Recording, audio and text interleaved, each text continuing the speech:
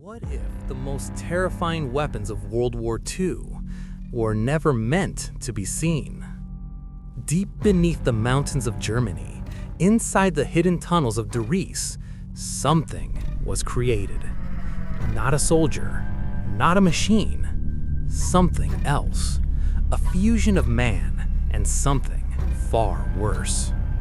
Witnesses spoke of creatures with too many limbs, moving in unnatural ways, breathing in the dark. And then, one night, the experiments stopped. Not because they failed, but because they escaped.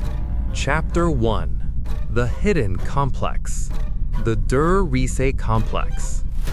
Buried deep within the Owl Mountains, this network of tunnels was one of the most secretive construction projects of the war. Massive corridors carved into stone stretched endlessly beneath the surface.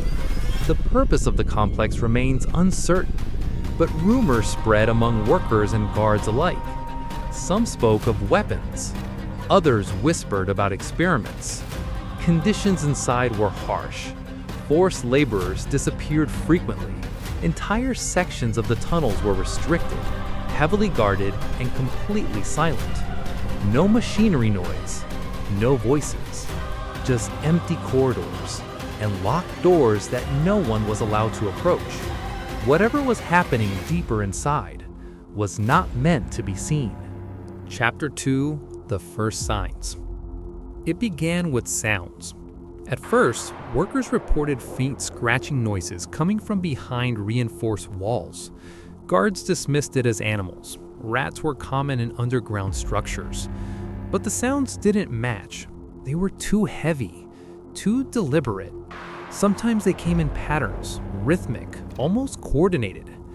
Then came the vibrations, subtle at first, felt through the ground rather than heard.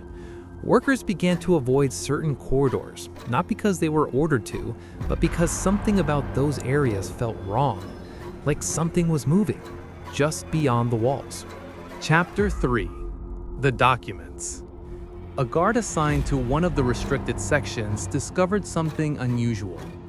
A set of documents left unsecured. Diagrams, notes, observations. They describe procedures unlike anything medical. Human subjects, biological integration, structural alteration. There were sketches, disturbing ones, figures with extended limbs, multiple arms, segmented shapes that resembled insects more than men. The guard didn't understand everything, but one phrase appeared repeatedly: adaptation through fusion. Chapter 4: The Subjects. Witnesses began to notice changes in certain prisoners.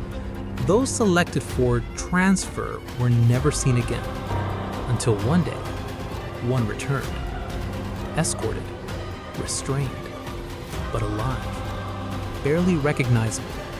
His body moved strangely, his posture unnatural. He did not speak, did not react, only twitched, as if something inside him was trying to move differently. He was taken deeper into the tunnels and never seen again. Chapter 5: The Transformation. Reports grew more disturbing. Workers claimed to see shapes moving in restricted zones. Not guards, not prisoners. Something larger, moving along walls, too fast to be human. Sometimes glimpsed briefly in dim light. Multiple limbs, bending in ways that didn't make sense. The air in those areas became thick, humid, with a strange organic smell, like something alive was growing. Chapter 6: The First Encounter. One night, a guard patrolling a lower corridor turned the corner and froze. Something stood at the far end, tall, thin, its silhouette wrong, too many limbs. It moved slowly toward him, not walking, not crawling, something in between. He raised his weapon, but hesitated, because for a brief moment, he thought he recognized the face. Chapter 7: Escape. Alarms sounded throughout the complex. Doors opened.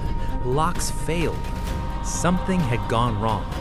Or perhaps something had broken free.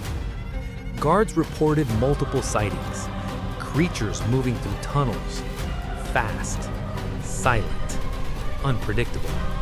Gunfire echoed underground. But it wasn't enough, because the tunnels were vast, and whatever escaped knew how to move through them. Chapter 8. Hunt in the Dark. Search teams were sent in, armed, prepared, but the deeper they went, the more the environment changed. Walls marked with scratches, unnatural patterns, organic residue clinging to stone, and the silence, heavier than before.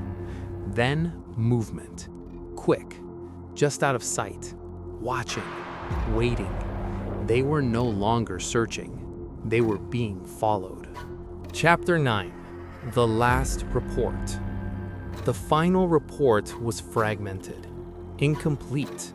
It described direct contact, multiple entities, coordinated movement, not random, not animalistic, something else, something aware.